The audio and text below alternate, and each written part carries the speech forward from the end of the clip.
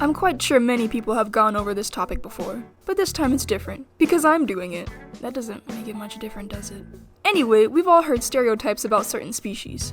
Wolves can't resist howling, cats love to knock things over, blah blah blah. Although this can be true, I think it applies a little differently to fursonas. Hello everyone, I'm Solar Saber, and today I'll be telling you what your fursona species says about you. Please take what I say with a grain of salt, because all of this is simply based on my personal experiences. If it doesn't apply to you, congratulations! I'll also be going over a lot of different species, so I may not say a lot about some. So, let's get started. First off, we have the most common species in the furry fandom, the wolf. If your fursona is a wolf, you're probably pretty basic. Maybe you just like to go with the flow, do things the simple way. You either have a lot of friends, or you prefer to be by yourself. No in between, really. You were probably really into Wolf's Rain, or Alpha and Omega as a kid. Next up we have the fox, which is slightly less basic than the wolf, but still pretty common. People with fox personas share traits with the wolf, but they're a little more finicky.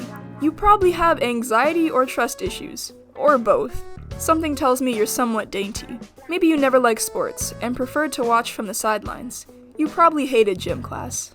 If your fursona is any type of big cat, like a tiger, jaguar, or lion, you're lazy! You are lazy. Yes, I'm calling myself out with this one as well.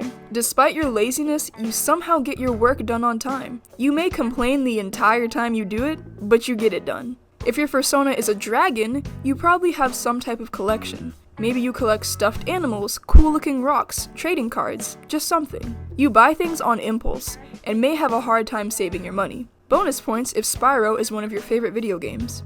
People with kangaroo fursonas tend to be the mom friend. You're always looking out for the people you care about, and you will not hesitate to direct them away from a dangerous situation. You're most likely a little sensitive, and may find it a little hard to open up to people, but once you do, you're a great friend. If you have a Dutch angel dragon for a fursona, you are either the sweetest person ever, or extremely annoying. There is no in between. For the sweet people, you're the kind of person that would carry snacks in your bag and hand them out to your friends when they get hungry.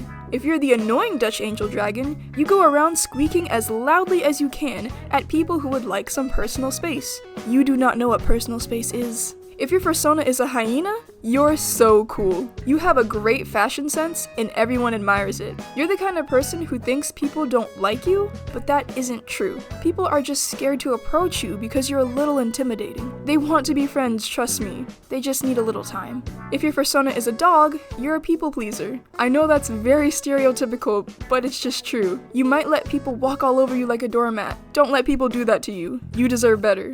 You also might be a really active person, like going for a jog every now and then, or at least making sure you get some type of exercise. In contrast, if your fursona is a domestic cat, you probably became a furry from reading Warrior Cats. Some of the traits from the big cat fursona apply here, but not as intensely.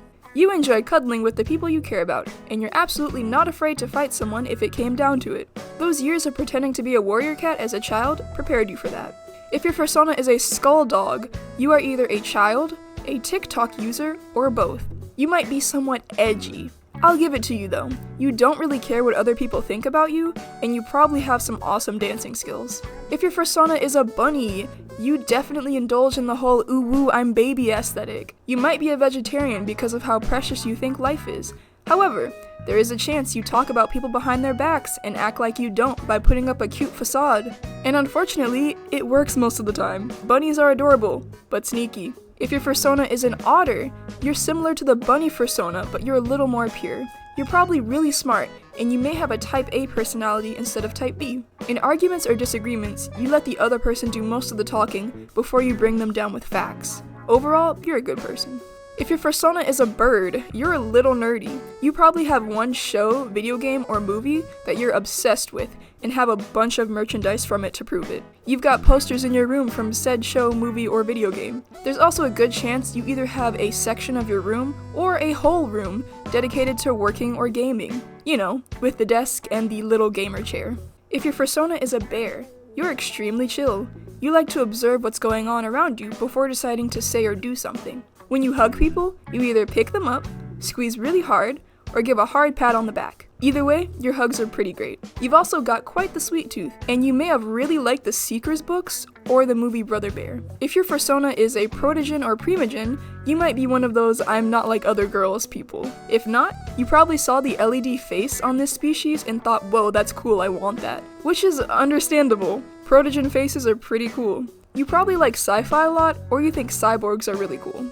If your fursona is a horse, there is a high chance you were a horse girl or boy. I don't want to know how many times you've watched Spirit, because it's probably a large number. Heck, you might even own a horse. You're either really laid back or super uptight and kind of snooty. There's also a chance you really like My Little Pony.